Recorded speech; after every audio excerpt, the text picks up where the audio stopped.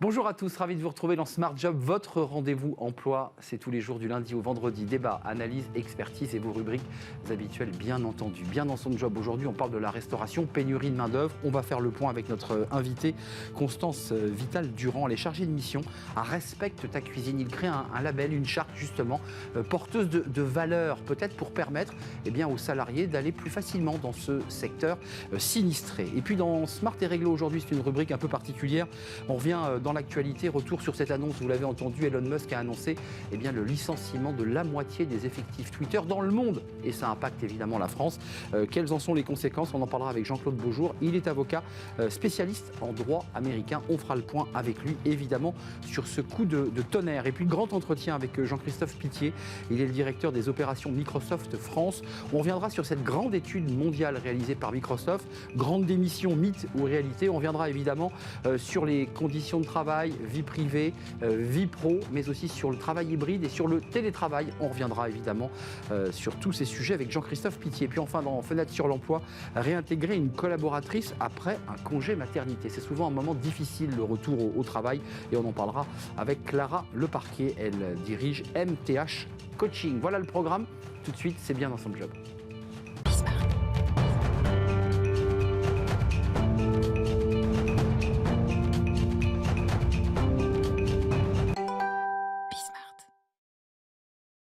Bien dans son job, on parle de la restauration. On en a beaucoup parlé sur le plateau avec des experts, avec des fédérations professionnelles qui venaient constater qu'il y avait une difficulté de recrutement.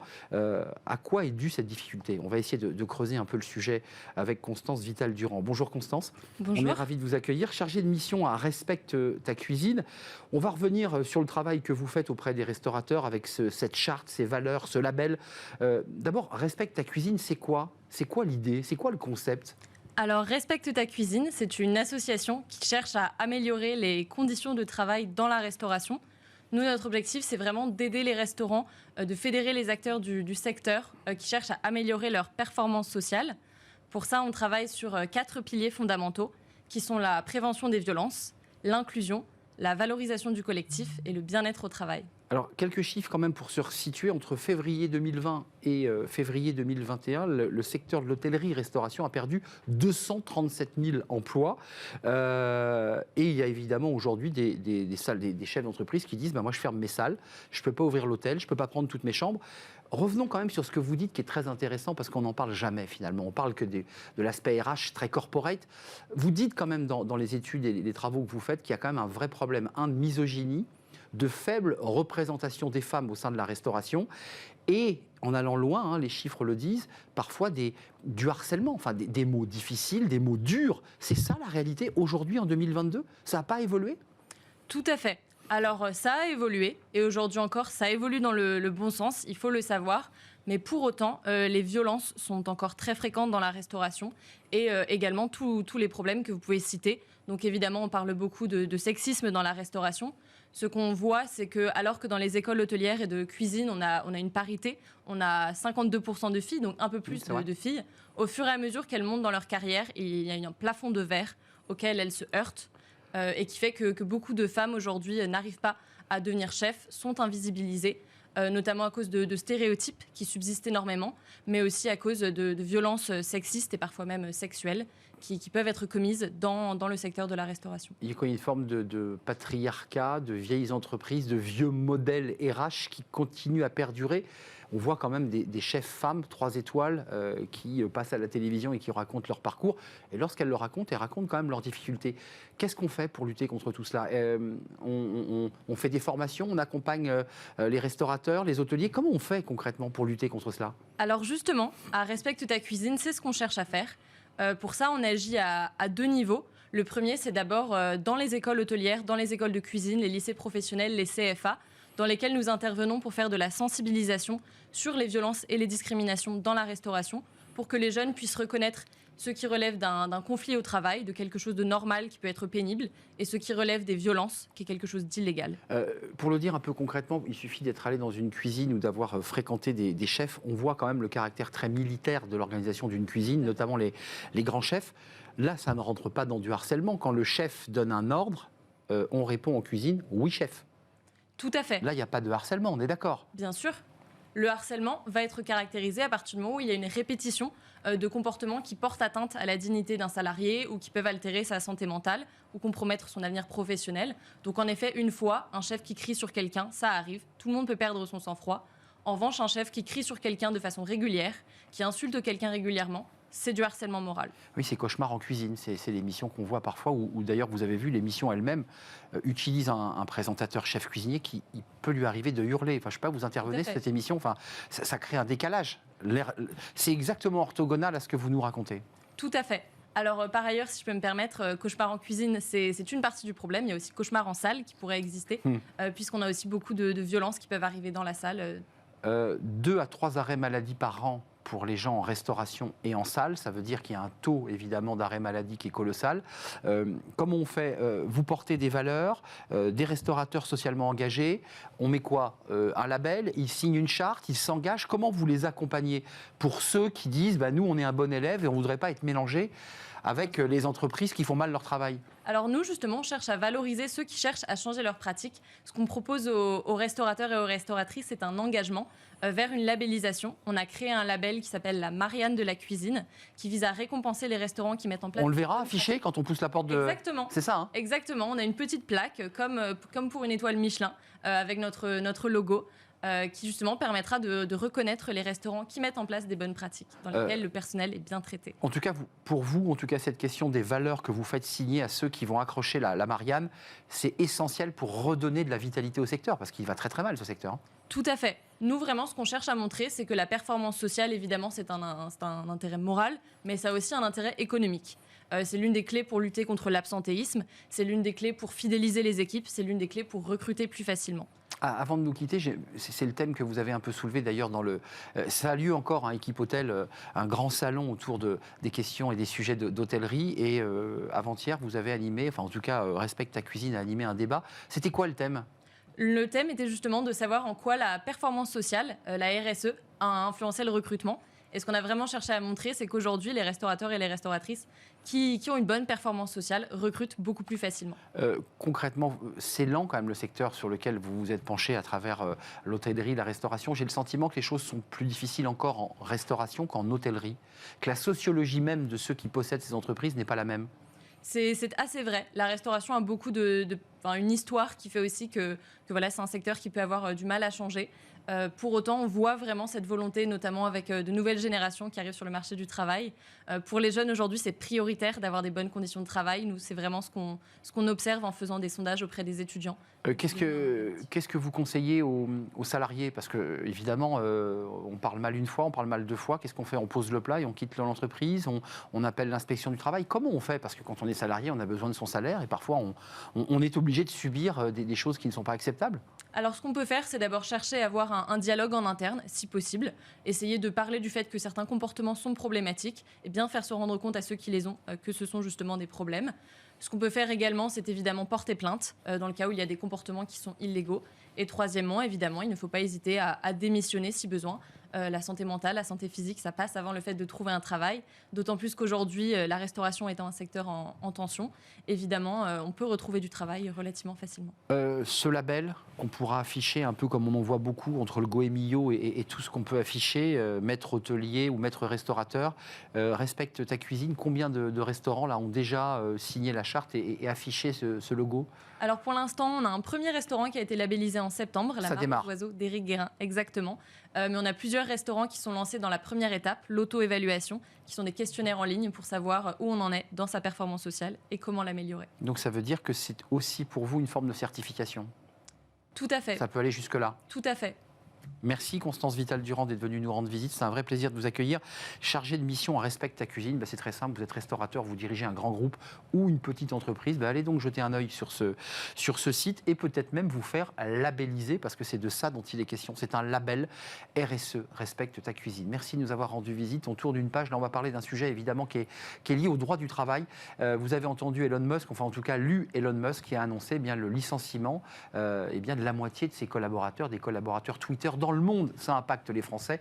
Que dit le droit exactement sur ce sujet? On en parle tout de suite dans cette rubrique exceptionnelle Smart et Réglo.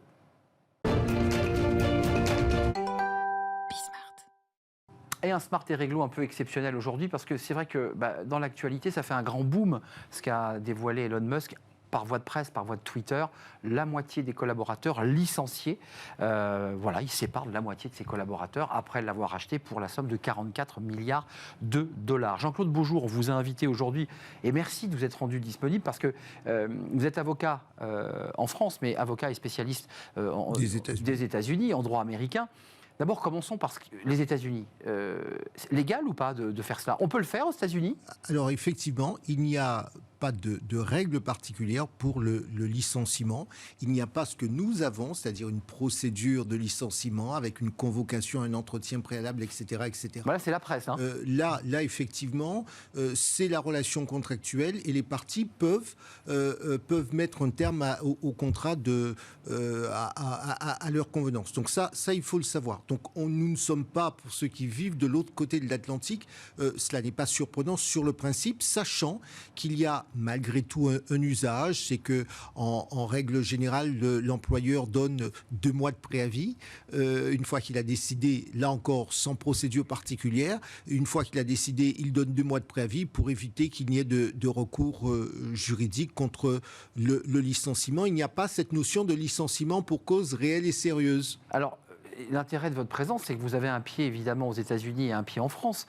J'imaginais les collaborateurs ce matin qui arrivaient chez Twitter, puisqu'ils ont un site à Paris, et qui se sont réunis, qui ont pris leur bureau et qui ont eu l'information par voie de presse. Là, le droit français, comment ça marche? Parce que eux, ces salariés, sont sous le droit français, nous sommes d'accord. Alors, il y a probablement 2 catégories de salariés. Oui. Tout d'abord, les salariés français ou les salariés plus généralement de droit français qui ont été recrutés localement. Et là, c'est le droit français qui s'applique, qui s'impose. Donc, l'employeur va devoir suivre la procédure française avec les éventuels recours juridiques, puisque là, on est sur un licenciement massif. C'est ce qu'on appelle en France un licenciement collectif. Ça, c'est la chose. Et puis, il y a peut-être aussi des expatriés américains ou autres qui sont sur le territoire français, qui ont peut-être des contrats de droit américain. Qu'on envoie comme des expats. Qu'on envoie comme des expats, qui restent pour une période généralement de moins de 3 mois. Et donc, ces gens-là ces salariés apprennent qu'ils sont licenciés. Donc, là, c'est le droit américain. Mais Elon Musk, excusez-moi du peu, peut-être que la France, pour lui, est un tout petit pays, mais il va quand même découvrir quand même assez rapidement la complexité de notre droit du travail. Je pense. Je vois sourire. Non, par expérience, je souris parce que on sait un peu comment ça se passe quand on travaille sur les deux rives.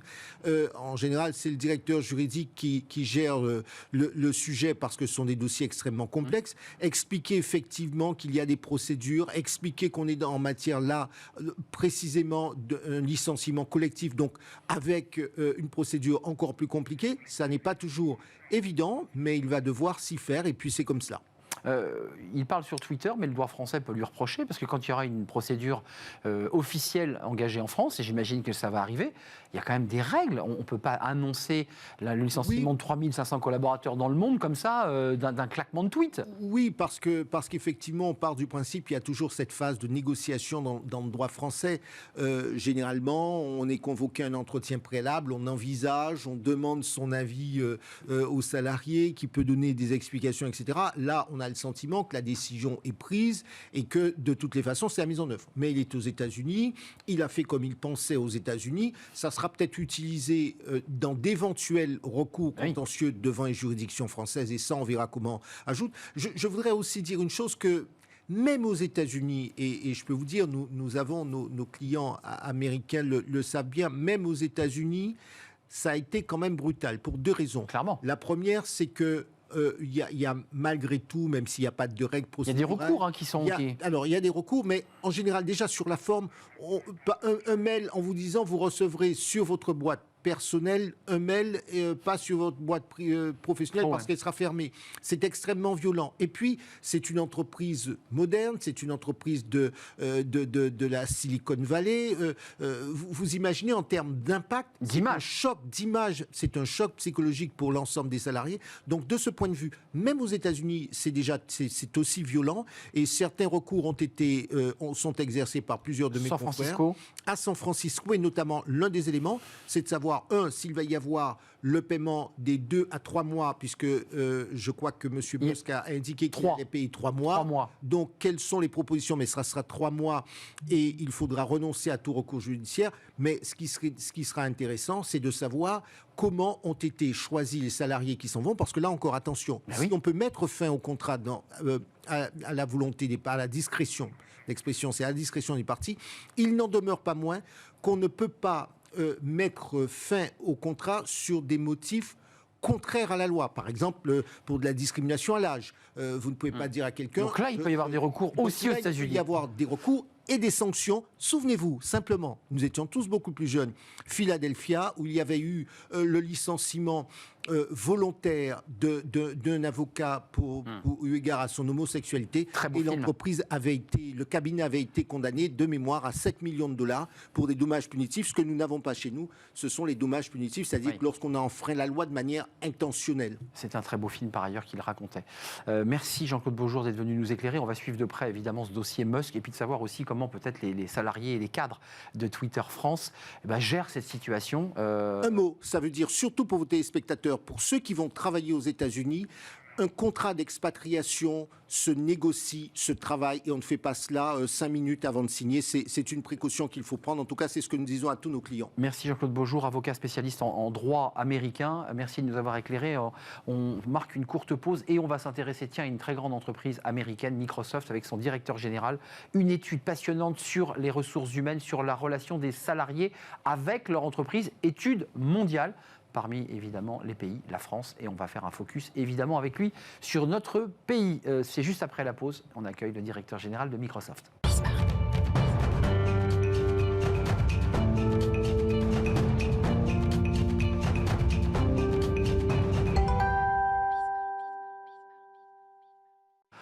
Le grand entretien, c'est un cercle RH un peu particulier avec un invité, Jean-Christophe Pittier. Bonjour Jean-Christophe. Bonjour Arnaud. Directeur des opérations Microsoft France. On va revenir évidemment sur vos activités, puis sur ce que vous avez, vous avez sondé les cœurs dans le monde entier. C'est le World Trade Index. Et là, on va avoir des chiffres à la fois dans le monde et en France sur la relation des collaborateurs à leur entreprise, le travail hybride, le télétravail, les managers, évidemment. D'abord, un petit mot sur vous en interne. Parce que vous sondez les cœurs, mais ça se passe comment chez vous, chez Microsoft, sur tous les sujets dont on va parler? Engagement des collaborateurs, travail hybridé, full remote. Vous, le directeur, c'est plus dur à piloter qu'avant, une entreprise comme ça, où les salariés sont plus loin, sont moins engagés? Je vous vois sourire. Non, parce que vous n'attendiez pas à cette question? Si, non, évidemment, parce que c'est la question que j'ai de tous les clients à qui je parle, ou à qui on parle. Il y a un effet miroir. Il y a un effet miroir, et comment ils nous posent tous cette question que vous venez de nous poser. D'ailleurs, c'est comment vous faites, vous, Microsoft, pour continuer à engager vos collaborateurs dans un monde plus hybride, où certains collaborateurs... Mais vous avez senti quand même un moment comme ça, pas de rupture, mais de difficulté, où il fallait relancer la machine? Alors, nous, déjà chez Microsoft, pour parler de Microsoft, on verra sur l'étude, pour Microsoft, on était déjà une société très flexible. On était déjà dans un mode... Très anglo-saxonne. Très anglo-saxonne, où on laissait les gens avec beaucoup de flexibilité sur où ils travaillaient, à quelle heure et quand. Donc c'était déjà quelque chose de flexible. Donc la pandémie a accéléré ça, mais c'est quelque chose qu'on connaissait. Par contre, on a senti clairement une rupture sur le marché français. C'est la grande majorité des entreprises et des clients. Alors l'étude est mondiale, mais c'est intéressant, c'est de comparer les chiffres mondiaux avec les chiffres français. Alors d'abord, il y a un premier chiffre que je voudrais vous faire commenter. Quand je l'ai lu, je me suis dit, tiens, quand on leur demande aux Français, aux salariés, aux collaborateurs, est-ce que vous vous sentez productif? Ils vous disent à 90% oui. Mais au même moment, quand on interroge les managers, mais ils vous disent, moi, globalement, je suis perdu. Il n'y en a que 12% qui sont confiants dans la capacité à engager les collaborateurs. Ça veut dire que 88 autres % sont un peu perdus et ne savent plus comment faire. Expliquez-nous ce décalage. Il y a des Français qui disent, nous, on fait notre boulot, on est productif, tout va bien. Et des managers qui sont perdus. Qui ont du mal à se dire est-ce que mon collaborateur est productif. Non, c'est le gros enseignement, c'est le décalage entre les deux. C'est le décalage entre les deux, et il y a un certain nombre de raisons qu'on peut voir derrière ça, mais j'ai envie de passer moi sur la solution tout de suite. La solution, c'est quoi? C'est in fine, les employés, on est dans une société, il faut garder les employés engagés, ils veulent du sens. Et donc, si les employés estiment qu'ils sont productifs, ils ont besoin de flexibilité, il n'y a pas vraiment de choix. Il faut s'adapter à ce changement. En fait, il n'y a pas d'issue finalement. Il n'y a pas d'issue. Il faut vivre avec. avec cette transformation. Donc les managers, la direction doit apprendre à vivre avec. Pour moi, il n'y a pas d'alternative. Vous étiez déjà, toutes les entreprises de la tech et Microsoft effectivement en particulier, avaient déjà anticipé bien avant Covid sur l'idée que, effectivement, on flexibilise les horaires, mais à condition de délivrer évidemment. Voilà. L'engagement, c'est une question fondamentale. Comment vous faites, vous, et on va s'intéresser ensuite aux trends mondiales, mais comment vous faites pour les engager, pour leur donner envie de garder Microsoft accroché sur leur revers de veston? Alors, nous, il y a plusieurs choses. C'est-à-dire, quand vous rejoignez une entreprise, c'est ce que vous venez de dire. Finalement, les gens, pourquoi rejoindre une entreprise? Une entreprise pour ses valeurs. Est-ce qu'elle a du sens? Donc, chez Microsoft, une société de technologie, on a un impact sociétal. Mondialement connu. Mondialement connu. On a un impact sociétal. On a pris des engagements très forts sur la sustainability, la partie environnementale, où on essaye d'aider nos clients à se transformer. On les aide à se transformer d'un point de vue digital. Donc, on donne du sens. On est aussi une entreprise qui a des valeurs, on porte des valeurs très fortes qu'on vit. Il ne faut pas juste les annoncer sur un site web, il faut les vivre, de respect, d'authenticité. Donc, c'est des choses que les employés sur lesquels vous attendent. Donc, nous, c'est ce qu'on fait, c'est donner ce sens-là. Alors, il y a un sujet quand même qui a un impact direct avec l'engagement, le désengagement et le boring, cette espèce d'ennui au travail, on ne sait pas trop ce qu'on y fait. On a quand même des salariés français, là c'est pas mondial, un Français sur deux indique qu'il est touché par l'épuisement professionnel durant sa carrière. Ça, c'est aussi un signal inquiétant quand même. C'est un signal très inquiétant, très fort, qui renforce tout ce qu'on est en train déjà de se dire. C'est le rôle du manager, comment je donne du sens, comment j'assure que mon employé est heureux dans son travail, comment je m'assure que mes managers sont intentionnels et aussi posent les bonnes questions, les aident à prioriser, les aident à gérer leur charge de travail. Donc, il y a tout un tas d'actions que l'entreprise et le manager peut et doit prendre. Alors là, ce sont les clients que vous rencontrez, parce qu'évidemment, on va parler de votre accompagnement, parce que l'idée aussi, c'est que quand on modifie la structure de travail, on modifie l'organisation et la tech qui va avec, mais il y a quand même des salariés qui expliquent qu'en France, en tout cas, bien les entreprises ont sollicité l'avis une fois par an. Mais ça, c'est 32% en France, mais on voit que dans le reste du monde et dans votre étude, c'est supérieur, 43%, et 7 employés sur 10, 68% déclarent que leur entreprise prend rarement connaissance de leur bien-être. J'ai jamais autant parlé de ce sujet sur le plateau, on n'a jamais autant d'entreprises qui nous en parlaient, et pourtant dans les faits, ça infuse pas. Et ça, c'est vraiment quelque chose qui n'est pas difficile à faire. Chez Microsoft, pour parler, nous, on a une enquête biannuelle, maintenant 2 fois par an. On pose de façon anonyme, c'est important, aux 200 000 collaborateurs. On leur pose des questions sur est-ce que vous êtes traité avec respect, comment vous vous sentez, et est-ce que la flexibilité vous convient, vous avez votre travail, etc. On pose ces questions de manière anonyme. Les résultats sont publiés, on vient juste de l'avoir. On vient d'avoir les résultats d'octobre. Alors ? Sur certains points, c'est très positif. Sur d'autres, on doit continuer à travailler. Les points très positifs, c'est les employés nous disent qu'ils sont très contents sur la flexibilité, ils sont très contents du respect et des valeurs. Ils nous disent on peut faire mieux sur la gestion de carrière encore, on peut faire mieux sur la gestion des priorités de la charge de travail. Voilà, ça c'est pour parler de Microsoft. Mais mettre en place une enquête comme ça, c'est vraiment une action assez facile, j'ai envie de dire, à faire dans une entreprise. Enfin, vous avez vu quand même que dans ce que vous évoquez, dans les études très fraîches, puisque vous nous l'avez dévoilé là un peu en exclusivité ce matin, mais la recherche de productivité a un impact sur la santé mentale. C'est-à-dire qu'on voit bien l'idée que le manager, évidemment, dit nous, il faut quand même délivrer, il faut aussi créer de la richesse et de la valeur. Et puis de l'autre côté, il y a un salarié qui dit mais moi, j'y arrive plus, quoi. Ça, c'est un vrai sujet aussi. C'est un vrai sujet, et j'ai envie de dire la réponse, pour moi, et c'est celle dont je parle avec les grands clients en France, c'est vraiment ce qu'on appelle ce management par objectif. C'est-à-dire il faut mettre en place cette culture. Finalement, mon employé, surtout on parle plutôt de col blanc, là, de cadre. Mon employé, est-ce qu'il a des objectifs clairs, des priorités qui s'éclairent, souvent avec des éléments quantitatifs, et à la fin, est-ce qu'il fait ses objectifs ou pas? Et s'il les fait, où qu'il soit, peu importe du temps qu'il va, ça me va. Et ça, c'est que je pense qu'il y a quelque chose, c'est peut-être l'élément le plus important pour moi, et c'est quelque chose que les boîtes américaines, entre autres Microsoft, fait assez bien, c'est ce management par objectif, et pas la tâche. Et pas l'activité. Et ça, je pense, c'est un des points clés pour répondre à ce bien-être des collaborateurs. Alors, ouvrons un autre sujet qui vous impacte et qui impacte évidemment l'étude que vous avez proposée et que vous dévoilez, qui a été faite en août, c'est ça, entre juin et août, me semble-t-il. 30 000 personnes interrogées. 30 000 dans le monde entier, avec des entreprises de taille différente. Donc ça, c'est intéressant au niveau du panel. Il y a l'enjeu télétravail et ce qu'on appelle le full remote, pour utiliser un anglicisme, c'est-à-dire le 100% télétravail.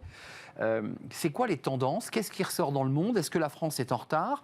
Ou est-ce qu'elle est tout à fait, j'allais dire, dans la compétition sur ces sujets? Alors, il y a plusieurs sujets. Il y a le 100% télétravail, il y a l'hybride. Le 100% télétravail, je pense qu'à part certaines exceptions, on le voit dans le monde entier. Les gens ils disent, moi j'ai besoin d'engagement social, je prends mon énergie auprès des autres, donc j'ai quand même un petit peu besoin de... Côté salarié, Côté salarié, ouais. Ils le disent aussi. Ils nous disent, C'est très intéressant. 70% disent je veux de la flexibilité, mais 70% disent je veux continuer à avoir les autres. Donc ils veulent les deux. Ils veulent les deux. D'où l'hybride, d'où la complexité d'orchestrer ça. Mais je pense que le 100% télétravail, à part exception près, ça va être... Donc c'est l'hybride qui va dominer. Le modèle, ça sera le modèle hybride. Nous, on prend chez Microsoft et on le voit autour de nous, c'est l'hybride qui va dominer. D'accord.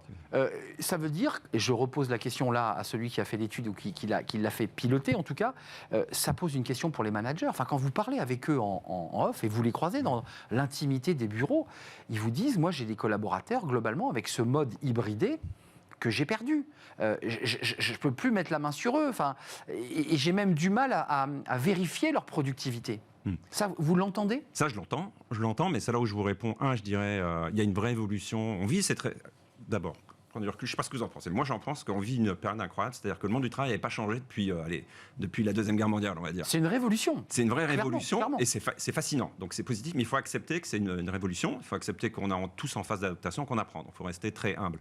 Après, donc il faut accepter que les managers et les patrons aussi, les leaders, doivent se réinventer. Pour répondre à votre question, moi je pense que le management par objectif, qu'on en a parlé, est une manière de, si on a des objectifs très clairs, d'être assez à l'aise, d'avoir des collaborateurs qui ne sont pas tout le temps là.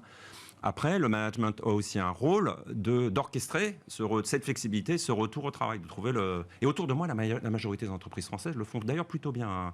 On voit que la majorité des entreprises françaises, les gens reviennent 2 à 3 jours par semaine au travail. Le reste en hybride. On arrive sur un 50-50 qui paraît de bon sens. Quand même, sur le fond, les managers ont besoin un peu d'accompagnement parce que dans les chiffres mondiaux, on voit, et c'est vrai dans le monde, c'est vrai en France. Donc là, il n'y a pas très peu d'écart. On a des managers qui tirent la sonnette d'alarme, qui disent attendez, nous, on doit continuer à délivrer, puis en même temps, on a des salariés qui sont plus sur le bien-être, qui réclament plus de choses, ça crée quand même des tensions, c'est des sources de tensions, ça. Vous soulevez un point très important, c'est qu'aujourd'hui, le rôle de manager est devenu très compliqué. On leur demande un peu de tout faire. Ils veulent plus le faire, d'ailleurs. Non, c'est vrai. Il y a certains employés qui vous disent je veux pas. Je veux plus être manager. C'est trop de responsabilités, trop de contraintes et pas assez de moyens de succès. Donc, c'est très vrai. Donc, il faut... nous, on investit beaucoup sur la formation manager. On peut faire encore plus chez Microsoft pour les aider à être un manager empathique, à l'écoute, et à la fois un manager qui délivre des résultats et qui se transforme. Donc oui, on leur demande beaucoup. Ce qui est intéressant à travers cette étude, et on va essayer de s'intéresser, parce que quand j'ai lu votre étude, je l'ai d'abord trouvée passionnante parce qu'elle dispose de chiffres sur un spectre mondial. Ouais. Et en ce sens-là, l'étude est passionnante. On voit les légers écarts entre la France et le reste du monde. Et puis on se dit, tiens, pourquoi Microsoft se penche tout d'un coup et trempe le thermomètre ? Vous, derrière, vous avez une réflexion, vous êtes une entreprise, vous délivrez aussi, proposez des services, et donc vous allez, vous aussi, vous devoir vous adapter. C'est ça l'enjeu ? L'enjeu, c'est pour nous de nous adapter comme tout le monde, là, parce qu'on on en parle beaucoup depuis des années, mais il y a quand même une guerre pour les talents, les retenir, donner du sens. Donc nous, on veut continuer à attirer les meilleurs et les garder. Et proposer des produits. Et proposer des produits au marché, à tous les clients, toutes les tailles, pour qu'ils puissent faire la même chose et gérer. Donc ça veut dire, vous, le directeur général et tout le board de France, et j'imagine le board mondial, s'est dit, pendant la période Covid, on se met autour de la table et on anticipe ces transformations. J'imagine que ça a été ça, votre réflexion. Ça a été exactement ça. D'où ces études qu'on fait pour aider nos clients, d'où le fait qu'on a très vite compris que la partie technologique était qu'un petit bout de la solution. Depuis 10 minutes, on parle de quoi ? On parle des gens, de l'homme, de l'humain.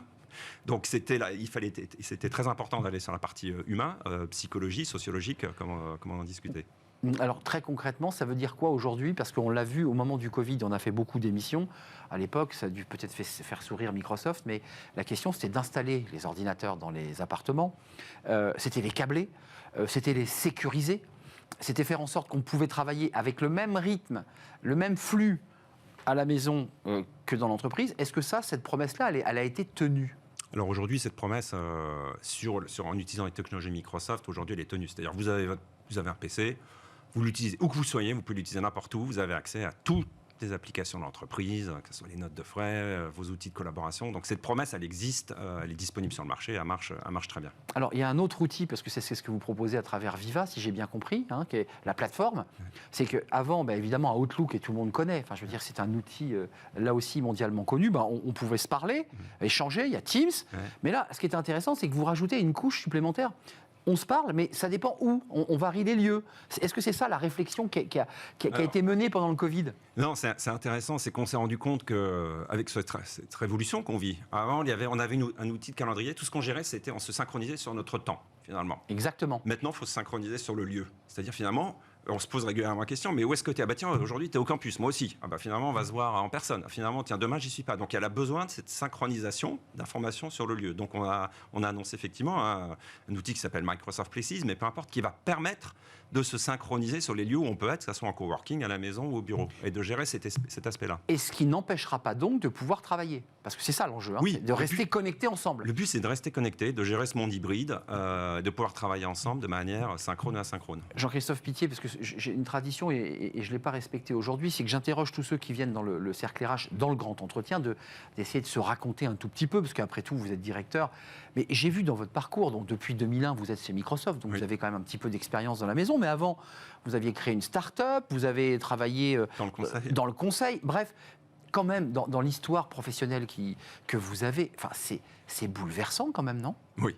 Moi, Franchement. Je trouve c'est pour ça que je souris. Je trouve que cette période fascinante, c'est un monde d'opportunités. Je trouve que le changement crée des opportunités. Donc oui, moi je trouve ça incroyable de pouvoir inventer le travail et d'être dans une société qui fournit des solutions qui vont permettre d'aider. Mais philosophiquement, votre étude nous montre quand même qu'il y a 2 sujets sur lesquels il y a vigilance. C'est respecter la santé des collaborateurs malgré la pression que l'on met. Et il y a aussi l'idée que l'entreprise doit jouer un rôle qui n'était peut-être pas le sien il y a 50 ans, mais qui est un rôle presque social d'accompagnement humain. Ça aussi, c'est nouveau. On demande à l'entreprise aujourd'hui de faire des choses qu'on ne lui demandait pas il y a 50 ans. J'ai envie de dire, c'est la première partie de votre phrase là, sur le respect de sa santé mentale. C'est une bonne évolution. Et physique. C'est une bonne évolution et on peut faire, on a mis un certain nombre de places. Moi, je vois beaucoup de grands clients français qui le font. On a mis un certain nombre de règles en place sur les horaires de travail, ne pas envoyer d'emails. Chez Microsoft, on a une règle qu'on appelle les 4-4. Bon, c'est 4 piliers, mais ça veut dire quoi? On n'envoie pas d'emails avant 9h du matin ou après 18h le soir pour pas créer de stress ou de Teams. On laisse une plage horaire le midi. Etc. On fait des meetings un petit peu plus courts, de 45 minutes au lieu d'1 heure, pour avoir, parce qu'on l'a tous vécu. Donc, on a mis en place ces règles, et d'autres entreprises le font aussi très bien, un petit peu de bonne conduite pour arriver à trouver cet équilibre. Donc ça, c'est la partie un peu santé mentale et physique. Avant de nous quitter quand même, parce que Microsoft, c'est j'allais dire presque une marque patrimoniale, elle fait partie comme ça presque de notre quotidien. On parle beaucoup de métaverse, je sais que Microsoft travaille aussi beaucoup sur ces sujets. Le monde de demain, le monde du travail, tel qu'on le décrit là aujourd'hui, il va être quoi? Il va être de moins en moins physique, de plus en plus virtuel? Non, moi je crois pas du tout. Alors là, non, mais c'est un vrai sujet que je pose. Oui, et je le pose à Microsoft. Déjà, nous on croit pas. Moi je crois personnellement, on croit pas chez Microsoft. Les gens qui font venir 100% des gens en présentiel ou qui font 100% de remote, je pense qu'on va dans les extrêmes, ils vont se planter. Ça, on est très convaincus pour ça, on parlait d'hybride. Pareil, sur le virtuel ou le physique. Le virtuel, oui, le métaverse d'entreprise, la possibilité de faire une réunion virtuelle avec un hologramme, son hologramme ou son avatar, ça arrive. Ça arrive, on l'a annoncé, ça arrive. Mais vous l'avez, vous faites des réunions déjà avec votre avatar? Ça y est, ça arrive, on le lance, on le déploie l'année prochaine, calendaire. Donc il y aura un avatar, Jean-Christophe Pittier. Voilà, on pourra le faire. Au lieu d'avoir une petite pastille vidéo de moi sur Teams, je pourrais être représenté par mon avatar. Ça reste un gadget de vous à moi. Enfin, c'est entre votre visage en vrai ou votre avatar. Ça reste un outil de plus à la palette pour se représenter virtuellement. Mais oui, est-ce que ça va révolutionner la méthode de travail? Non. Est-ce que le présentiel, comme on le fait là, sera plus efficace? Oui, dans certaines situations. Donc le métaverse arrive, pour moi, c'est comme toute technologie, c'est un outil en plus qu'il faudra bien utiliser, mais ça ne va pas être la révolution. On ne sera pas tous dans le virtuel demain. Donc ce qu'on évoquait pour clore cet échange passionnant, c'est que c'est une révolution du travail. On est d'accord, fondamentalement, je dirais presque anthropologiquement. De révolution du travail, vous l'avez très bien dit, et de la relation des collaborateurs avec leurs entreprises. Ils veulent trouver du sens, ils veulent trouver cet équilibre entre ce qu'ils donnent à l'entreprise et ce que l'entreprise leur rend. C'est quand même un rapport de force de vous à moi, et vous qui avez une carrière relativement longue au sein du monde de l'entreprise, au-delà de Microsoft, c'est un rapport de force qui s'est inversé considérablement. Oui. Dans l'attitude même du collaborateur, dans celui que vous allez recruter en ce moment même. Il est de plus en plus regardant, exigeant, vous dit « je suis pas sûr ».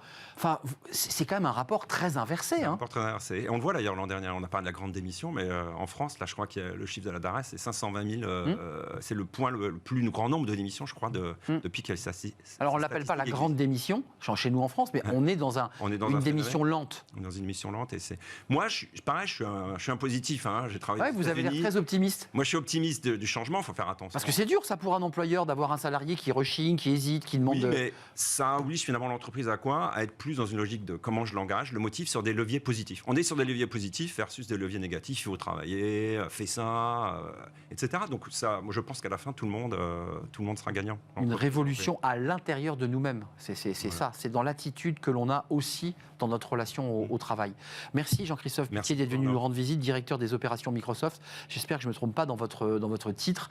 Allez donc découvrir cette étude parce qu'effectivement, elle est mondiale. C'est 30 000 entreprises qui ont répondu et ce qui donne comme ça une échelle, situer la France aussi dans ce qu'elle est, dans sa relation au travail et ce que disent aussi les collaborateurs du regard qu'ils portent sur leur entreprise. Merci de nous avoir rendu visite. Merci beaucoup. Et puis peut-être que vous viendrez nous présenter votre avatar. Je ne sais pas, ça serait intéressant ça. L'année prochaine. L'année prochaine. Je prends l'invitation. Pas avant l'année prochaine. L'année prochaine. L'année prochaine. Merci de nous avoir rendu visite pour ce grand entretien. On termine notre émission avec Fenêtre sur l'emploi. Tiens, ça va vous intéresser. Comment réonboarder une collaboratrice qui était partie en congé maternité. On le sait, c'est un moment difficile ce départ en congé maternité. Il faut reprendre sa place dans l'entreprise. Comment on fait? Pas toujours simple. On en parle dans Fenêtre sur l'emploi.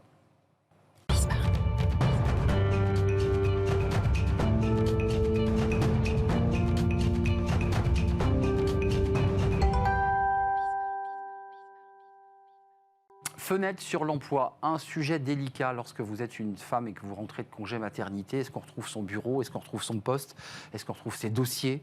Ça, c'est un sujet d'angoisse. Et souvent, les femmes se disent ça a été compliqué, mon retour de congé mat.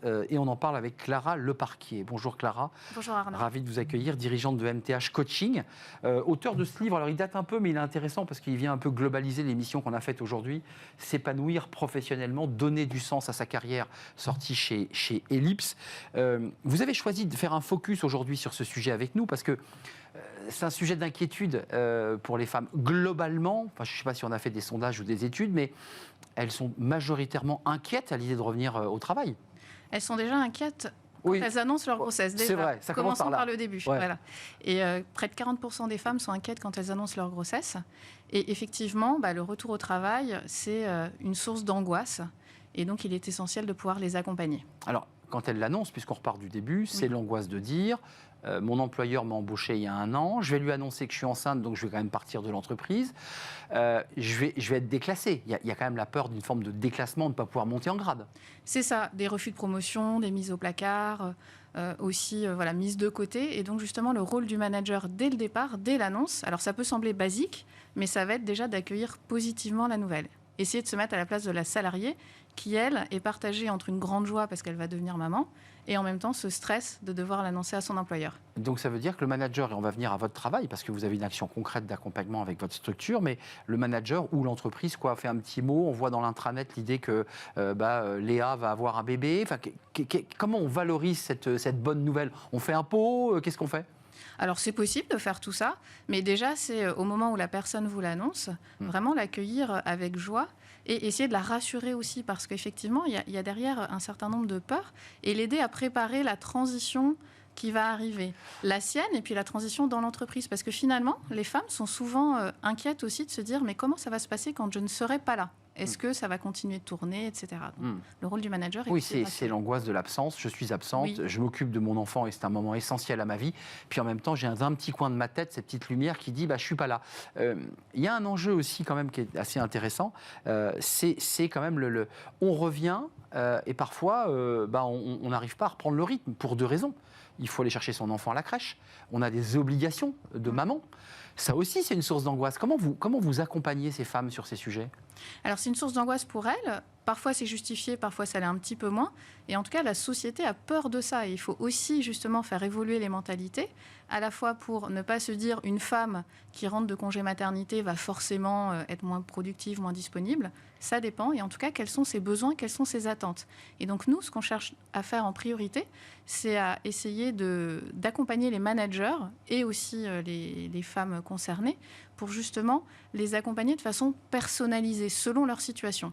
Il y a un exemple qui nous revient assez souvent dans les coachings qu'on peut avoir, c'est une femme qui, quand elle revient, constate certes que tout a bien fonctionné pendant son absence, mais du coup, ça lui génère une autre inquiétude, évidemment. qui est quelle est ma place ? Je servais à rien puisque ça marchait très bien. Et alors ça, c'est d'autant plus vrai c'est très psy, ça. Oui, et c'est d'autant plus vrai quand la personne qui a remplacé la jeune maman était quelqu'un de son équipe, donc un N-1. Terrible. Et en plus, voilà, se rajoute à ça la culpabilité de déposséder la personne de son équipe du travail, comment le remobiliser, alors qu'elle-même déjà a des difficultés à se remobiliser et à se reprojeter dans son emploi. Donc ça, c'est un point essentiel qui est très fin.